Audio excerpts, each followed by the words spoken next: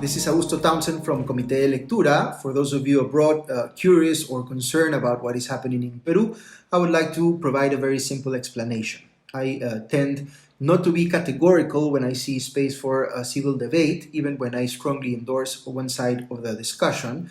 But it is very important to say that unequivocally, we've experienced a self-coup d'etat, that is, our former president Pedro Castillo, already legally ousted by our Congress, attempted last week to control or immobilize all other branches of government and key autonomous entities such as our Constitutional Court and the Prosecutors Office, with a very clear objective of concentrating power and ensuring impunity for himself, for his family members, and close aides, all of whom have highly substantiated corruption charges.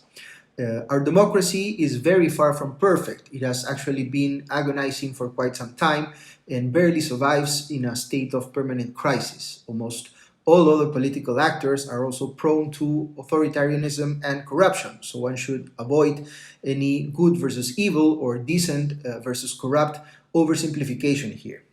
But what has happened last Wednesday in Peru is not part of the gray areas in which our politics tend to dwell.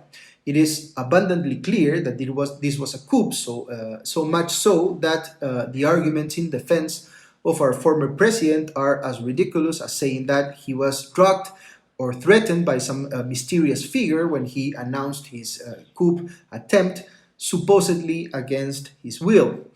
For those of you who have read the common statement on this incident issued by the Foreign Affairs Ministries of Mexico, Argentina, Colombia, and Bolivia, still recognizing Pedro Castillo as sitting president and somehow showcasing him as a victim, I should say that this is utterly disgraceful, and it shows how far affinity on ideological terms can go in justifying nothing less than a textbook coup d'etat.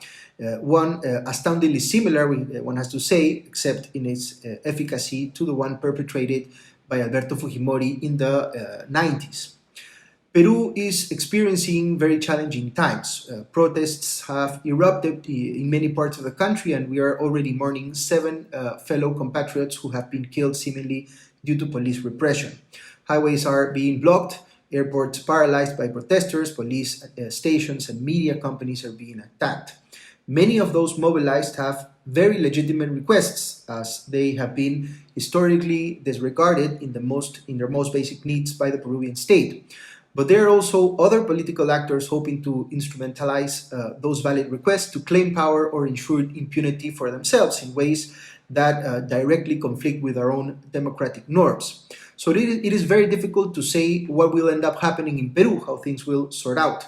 But at least what you can say unequivocally about our country is that what happened over here last Wednesday was indeed a coup d'etat, and that there is no way of denying that, no matter how well deserved is the criticism levied on those politicians on the other side. As the Peruvian political scientist Rodrigo Barnechea has eloquently said, this should be taken as a very clear warning on what happens to a country that naively believes it can actually make its democracy work without having professional politicians along the different lines of the ideological spectrum committed to and invested in defending democratic values. We don't have those kind of politicians, and we desperately need them. So thank you very much for listening. This has been a quick explanation of what is happening in Peru, and hopefully I produce some more content on how the crisis is developing in the country in the following days. Thank you very much.